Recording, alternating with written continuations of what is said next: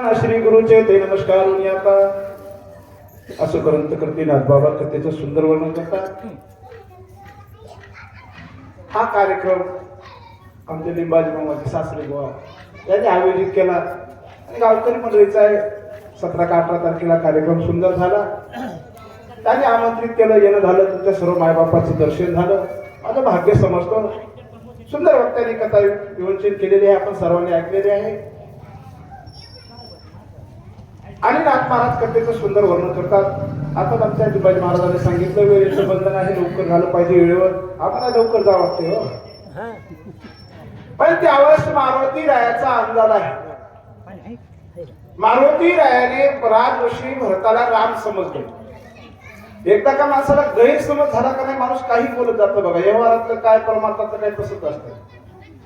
मारुती राय म्हणतात, देवा तू कुठे कुठे लपलास, मला सगळं माहित आहे, जाणते आहे. तुम्हाला भाऊ फार लांबून आले, धन्यवाद. माझी महाराजांची माणसं अशी निवडून आणून बघायचं कामच नाही. त्यावेळेस मारुती राय म्हणतात, देवा मी तुला ओळखतो सगळं. कारण भक्तही देवाला ओळखतात, वेळही कोणालाही देव कळत नाही बरं का. तुका म्हणे अंगी व्हायच्या पण तरीच महिमान कमी, कारण देव ओळखण्यासाठी भक्त व्हावं लागेल ना. तसे माझे मारुती राय म्हणतात, देवा मी ओळखले नाही तुला. बरं तुला खोटं वाटत असेल तर तू ज्या ठिकाणी लपलास ते मला अनुभव आहे, मी सांगतोय तुला. कारण मच्छी अवतार धारण करून भगवंतात तू काय केलेलं आहेस, त्या शंकासूर नावाच्या दैत्याला मारण्याचं काम केलं आणि त्या ब्रह्मदेवाचे वेद घेऊन देण्याचं काम केलं. आणि तिथेही लोकांनी ओळखलं, एवढ्या दैत्याला मारणारा मासा नसतो. तिथून पुढे मला सागर मंत्र बांधलं. बांधल्याच्या नंतर कासवाचं रूप भगवान तुम्ही धारण केलं आणि देवाने आणि दैत्यांनी महाराज त्याला वासुकीला बांधून ओढायला सुरुवात केली. त्यावेळेस पर्वत सागरामध्ये बुडत नव्हता. त्यावेळेस पाहणाऱ्या लोकांच्या लक्षात आलं की एवढा पर्वत मोठा आहे, वरतात पण खाली का जात नसेल. इथेही लोकांना ओळखलं. काय केलं ऐका पुढे. पर्वत पडल्या पाठीवरी ओळखण देसी तरी, इथे धरिता निर्धारी रूपांतरी लपतोसी. आणि त्यावेळेस मला तिथेही भगवंता लोकांनी तुम्हाला ओळखलं.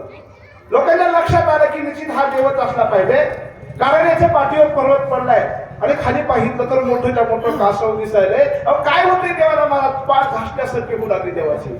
पण ओळखल्या बरोबर देवा तिथून पाहता आकार दिसला की कारण तो पाहणाऱ्याला कधी दिसत नाहीच. कशा गुंच्या बातून मारुती सांगलेलं आहे का. धावण्या धावता मागेसी भेने भेने सुकर होसी, वेगीदान की भोय धरिसी करुणा भाकीसी अनिवार. कारण महाराज तिथून पुढे गेल्याच्या नंतर भगवान तुम्हाला तिथं ओळखलं. हिरण्यकशिपूचा हिरण्यक्ष नावाचा भाऊ आहे. त्याने आपल्या तपाच्या बळावर काय केलं, परतवीचा गोळा केला आणि महाराज तो पाताळामध्ये घेऊन जात होता. त्यावेळेस भगवंताने वरा अवतार धारण केला. वरा म्हणजे डुक्कर, आपला कळलं भाषेत धारण केला आणि केल्याच्या नंतर त्या हिरण्यक्ष नावाच्या दैत्याला मारलं देवा तुम्ही. आणि पृथ्वी ज्या ठिकाणी त्या ठिकाणी आणून ठेवली. त्यावेळेस लोकांच्या लक्षात आलं की हिरण्यकशिपूचा भाऊ म्हणजे काही सामान्य असेल का.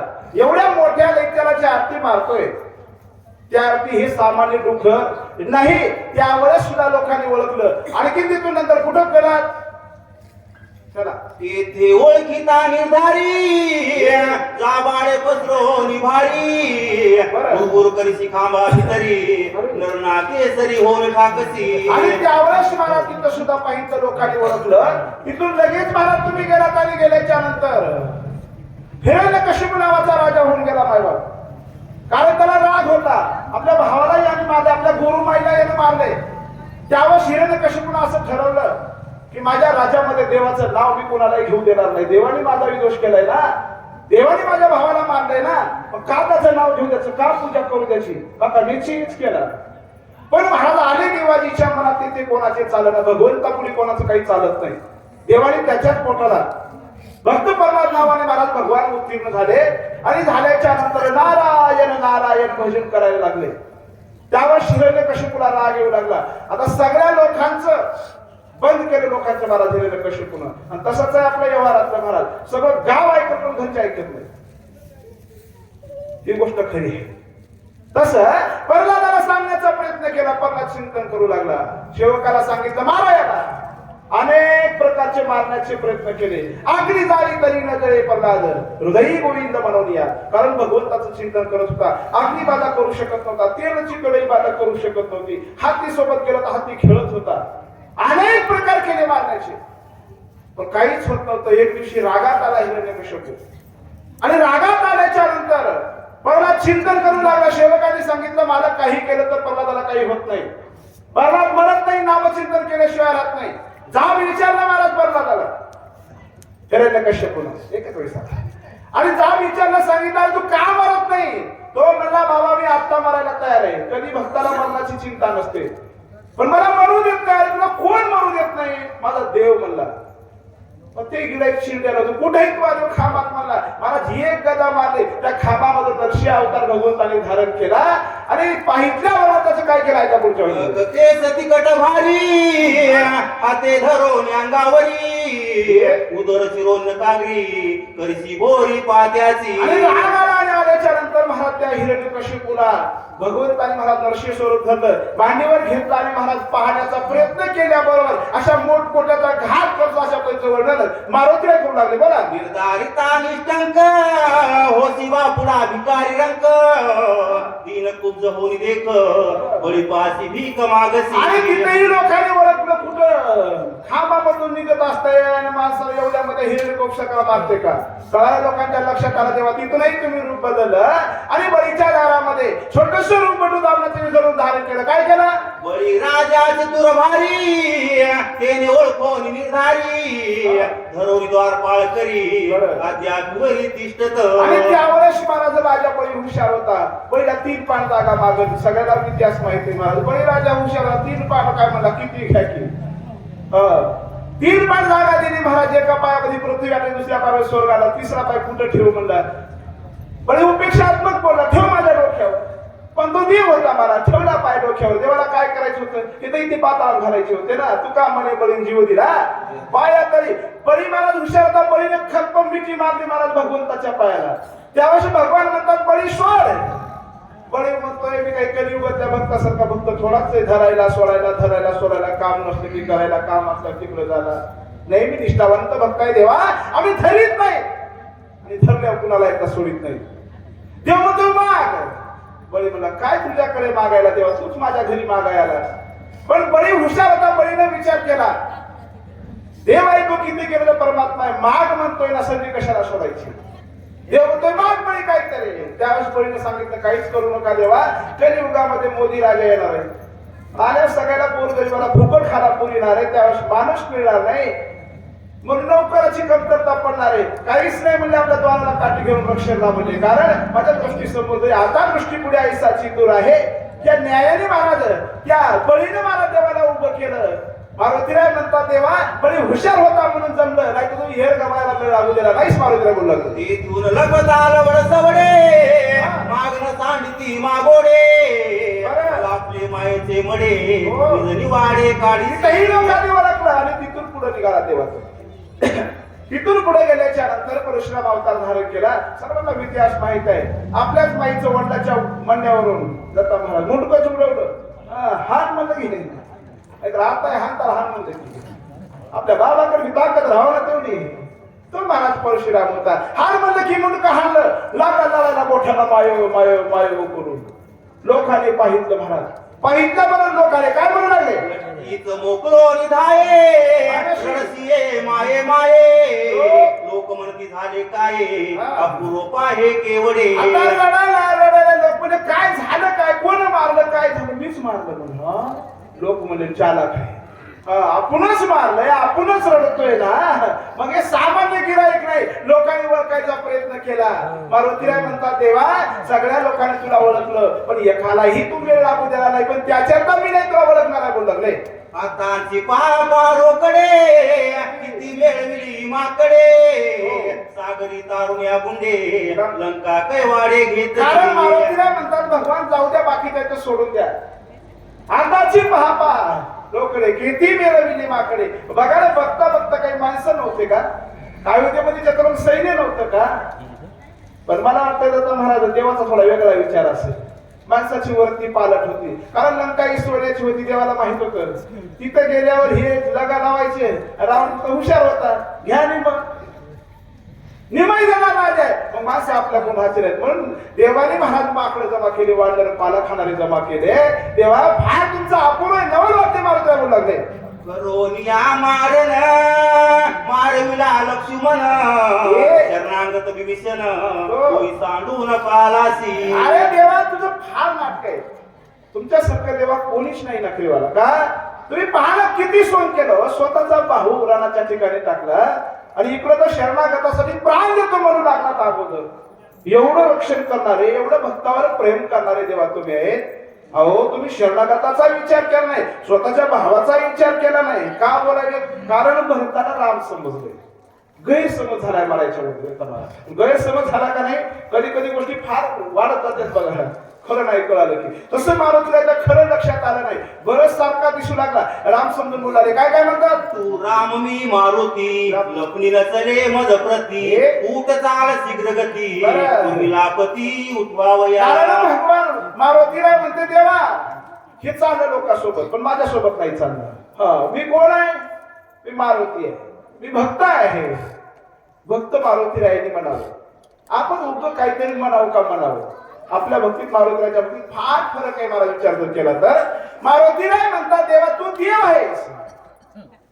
तो देव भक्त आयुष्य करी, पण मारुतीचं करी नव्हतं. मारुती होते भक्त करतो. म्हणून मारुतीला म्हणतात देवा माझ्या समोर लग्न चालणार नाही. कुठल्याही प्रकारचं नाटक माझ्याकडे चालत नाही. लवकरात लवकर चला म्हणू लागले. कोणी मुळाची गुंती घेऊन या दिनव्रती कोण म्हणून मदप्रती सोनीची ती आलासी. आणि मारुतीला म्हणतात देवा देवा किती करावं किती करावं हे असलं. काय आलात माझ्या समोर मलाच विचारायला, आणि तू कोण आहेस, कुठून आलास, कसा आलास? हे काही देवा तुमचं बरोबर आहे का? मारुतीचं बोलणे बोला. एक उरलासे रावण त्याची मारतान लगे क्षण तापुची बांधून सत्य जाण श्रीरामा. कारण मारुती नाही म्हणतात देवा मिहायला काय झालं होतं तुम्हाला? काय गरज आहे तुम्हाला घाबरायची? एक उरला असे रावण. रावणाला मारायला किती वेळ लागणार होतं? अहो त्याची भाषा आहे वाया चुकवू नको. आता ही वेळ नाही, हा प्रसंग नाही. वेळ कोणची आहे? दुःखामध्ये लक्ष्मण पडलेला आहे, वानर सैन्य तळमळीत आहे, आणि तुम्ही इथं खुशा देऊन बसला. आता हे माझ्याकडे चालणार नाही. याच्यासाठी लवकरात लवकर उठ. उदयपणाची भाषा आहे बोला. दूर लक्ष नायसे नव्हे तेने स्वामी त्वास बाधा पावे ऐसीन धरावे रागवे वेगीन गावे उदासी. कारण भगवान असं करू नका. तुम्ही कोण आहात? तुमचं कार्य काय? तुम्ही काय करता हे लक्षात असलं पाहिजे. जीवन तसंच आहे आपलं. आपण कशाला आलो, आपण काय करतो हे महत्वाचं आहे. कारण आपल्याला सांगायचं मारुतीचं भक्ताचं, पण टोचायचंय आपल्यालाच. दूरलक्षण असं नाही. कारण तुम्ही तुम्ही मुख्य आहात, सगळ्याचे मालक आहात. तुमचा अधिकार मोठा आहे, आणि तुमच्या सरकारनं जर असं केलं तर आमच्या सरकारनं कसं करावं ह्या उद्देशाचं मारुतीचं बोलणं बोला. तो युद्ध धर्म सांगिसी तुझे लागे सूर्यवंशासी आणि सकळा ते मारविसी अत्यावेसी निज माता. मारुतीला म्हणतात भगवान तुम्ही विचार करा. तुम्ही धुरा एक म्हणले पहिल्या वाक्यामध्ये, आणि तुम्ही काय केलं? युद्ध धर्म सांगलाय. कारण क्षत्रिय आहात तुम्ही. क्षत्रियाचा धर्म काय? तुम्ही कर्म काय करता? अहो तुम्हाला काही वाट नाही याचं. पण आता माझं तर माणूस काही चुकून वागू लागला का नाही? माझं अरे जाऊ दे, तुला कळणार तर कळला, पण तुझ्या वडिलाकडे पाय, तुझ्या पूर्वजाकडे पाय, त्यांनी काय केलं असे मारुतीराव म्हणतात. अगं तुमच्या सूर्यवंशाला दुषेल लागेल. काही तुमच्या पूर्वजांनी महाराज काय बाबाची त्यांची परेशानी झाली विचार करा. प्राण महाराजांनी काही केले मला पूर्वजांनी, आणि त्याच्याकडे तुम्ही लक्ष करा. आणि स्वप्नात हे राजे लोक आहेत, आणि तुमचं कार्य असताना, तुमचं कर्म समोर असताना तुम्ही त्याचा त्याग जर केला तर मला दूषण लागल्याशिवाय राहणार नाही. तुमच्या सूर्यवंशाला बोल लागेल असे वागू नका. मारुतीला भगवंताला बोलतो विशिष्टायचे वेळे तुझोने दिसी गोळांगुळे एकाचे निपाप गळे दिने सगळे के मारू. देवा लक्ष करा. तुम्ही मला काय म्हणता होता? तुम्ही म्हणला होतात ना, ज्यावेळेस मानवाने लंकेमध्ये आगमन केलं प्रत्येकाच्या मनामध्ये एकच राग होता. लंका फुकायची, राक्षसाला मारायचं, शिकाई सगळं सोडव करायची. त्यावेळेस मला सगळ्या बांधवांनी टेंबे घेतले, लंकेला आग लावली होती. त्यावेळेस सगळे महाराज चिरबिर रडू लागले. त्यावेळेस भगवान तुम्हाला दया आली होती. तुम्हीच म्हणला होता एकट्या रावणाने गुन्हा केलाय, मग बाकीच्याला कशाला मारायचंय? अहो ती दयाळुत्व काय झाली, ती कृपाळुत्व काय झाली देवा? आणि आज तुम्ही स्वतःच्या भावाची सुद्धा कदर करत नाही भगवान. तुम्ही काय करता? राजऋषी भक्ताला रामचंद्र मारून लागू लागले. आयशा कृपाळू रघुनाथा नई संबसी निज भक्ता ते सगळ्यांनी सांडिता दयाळुता काय झाली. अशा भक्ताचं संरक्षण करणारे भगवान आहेत तुम्ही. सगळ्या जीवाची, प्रत्येक जीवाचा सांभाळ करणारे भगवान तुम्ही आहात. आणि तुमचे निष्ठावंत भक्त आहेत. शरणाकर विभीषण आहे, राजा शौर्य मित्र आहे. अनेक वानर मंडळींनी घरादाराचा त्याग करून भगवान तुमच्या स्वाधीन झाले, तुमचा स्वीकार केला भगवान. आणि तुम्ही सगळ्यांना सोडून देऊन जर काही केले तर भगवान एवढ्या हाताचं पातक तुम्हाला लागल्याशिवाय राहणार नाही. मारुती स्वर्गी चिंतिती सुरवर रावणा मारे रामचंद्र बंद सोडिल समग्र निरंतर वाट पाहत. कारण देवा विचार करा, निदान आपल्या मनाला काही वाटलं की त्याचा जनाचा विचार करावा लागतोय. ये द्यायचा मारुतीरायाचा विचार आहे भगवंताला बोलण्याचा. मारुतीरायामध्ये स्वर्गी चिंतिती सुरवर 33 कोटी देव सारखे चिंता करू लागले. केव्हापासून? देव जन्माला येण्याच्या अगोदरपासून परेशान आहे. ते युक्ती करू राम रावणाला मारे, आमची बांधवडी मुक्त होईल, राम राजाची मुली स्वर्गात जाईल. अहो यांच्यासाठी तरी भगवान तुम्ही असं करायला नाही पाहिजे होतं. मारुतीला बोलले ऋषी वाल्मिकाचे भाष्य अनागताती सुरस राम मारिल रावणास त्या बोलास साच करी. अरे जाऊ द्या भगवान, तुम्ही ब्राह्मणाचं ऋषीचं कधी वचन उल्लंघन करत नाही. ऋषी वाल्मिकाचं काय भाग आहे, काय वचन आहे, काय रामायणामध्ये लिहिलंय आणि तुम्ही काय करता देवा हे? अहो निदान त्या वाल्मिकाचं बोलेली वाल्मिका तैशीची करीन हे जे तुमचं वाक्य आहे, हे जे ब्रीद आहे का नाही भगवान, हे तरी तुम्ही याच्याकडे लक्ष करा. आणि याच्यासाठी तरी भगवान तुम्ही न्यायनीती सोडू नका, शस्त्रनीती सोडू नका. मारुती प्रति पाळावे वेदासी संरक्षावे पुराणासी मुलंगावे ऋषी वचनासी प्रतिज्ञायसी श्रीराम. तुम्ही प्रतिज्ञा केलेली आहे, ऋषीचं वचन पूर्ण करायचं आहे, देवाचं मनोबत पूर्ण करायचं आहे. एवढ्या सर्वांचं पालनपोषण करण्याची जबाबदारी तुमच्यावर आहे. आणि बघा तुम्ही काय करता बोलले ते प्रतिज्ञा साच करी रावणा ते दिवे मारी शरणागताचा कैवारी निज भक्ता करी उल्हास. कारण भगवान तुमचं काम आहे. तुम्ही जन्माला येत असताना प्रतिज्ञा केलेली आहे देवाने गर्भामध्ये. आणि ना धनुष्य मारेन रावणा कौशल्याच्या डोळ्यामध्ये बालकांडामध्ये विषय आहे. त्यावर तेव्हा प्रतिज्ञा केली, तुम्ही लक्षात घ्या आणि ती प्रतिज्ञा पूर्ण करा. बोला अशोक वनिके माझारी अडकली सीता सुंदरी किसी सोडून झडकरी अभिषेक करी विभीषणा. कारण जाऊ द्या लोकांसाठी करू नका, पण तुमची पत्नी कुठं अडकलेली आहे, अशा कोणाच्या ठिकाणी अडकलेलं आहे, तिची सुटका करायचं काम आहे. तिच्यासाठी तरी कार्य करा भगवान. तुझी आन रघुनाथा पावलं घालवे सर्वदा तुझी नामी सकळ व्रता सारता भूमिभार. त्यावेळेस मारुतीराय म्हणतात भगवान तुमची आन घेऊन सांगतो, तुमची शपथ घेऊन सांगतो भगवान, हे जे एवढं कार्य आहे का नाही, जेवढं बोललो का नाही, एवढं कार्य केल्याशिवाय तुम्हाला मागे सरकू देणार नाही. बोलणार किती पासी निर्वाण कास्यासाठी धरशी मौन तुझी न करी गमन इतीची प्राणाता मारुतीराय म्हणतात भगवान एवढं कार्य तुम्हाला करावं लागणार आहे. रावणाला मारावं लागणार आहे, विभीषणाला स्थापित करावं लागणार आहे, सीताईसाला सुटका करावं लागणार आहे आणि सर्वांची करून 33 कोटी देवाची बांधवडी सोडावं लागणार आहे. एवढं केल्याशिवाय इतकं कार्य तुम्हाला करावीच लागेल असं रामऋषी भरताना रामचंद्र मारुतीराय बोलू लागले. नमन तुझ्या पायासी लोटांगण चरणासी बौद्ध झालो कासाविसी रणी उदासी ना वचता. आणि त्यावेळेस मारुतीराय खिन्न झाले, बरेचसे मारुतीराय बोलले. कारण राम नव्हतेच तर बोलतील काय. भरत रामशी शांत सीता ऐकून घेऊ लागले. मारुतीराय म्हणतात नमन तुझी या पायाशी लोटांगण चरणाशी. आता कासावी झालं बरं देवा म्हणजे जेवढं काही तुम्हाला सांगायचं होतं तेवढं सांगितलं. एवढं कार्य करावंच लागतंय.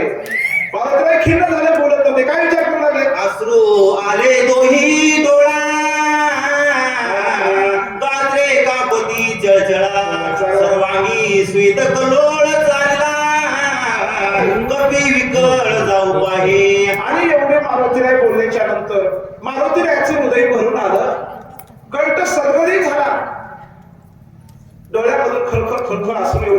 पार्वतीला विचार करतात का देव असं करत असतात, काय झालं असेल माझ्या भगवंताला, का दया येत नसेल, कुठे गेली असेल माझ्या देवाची दया.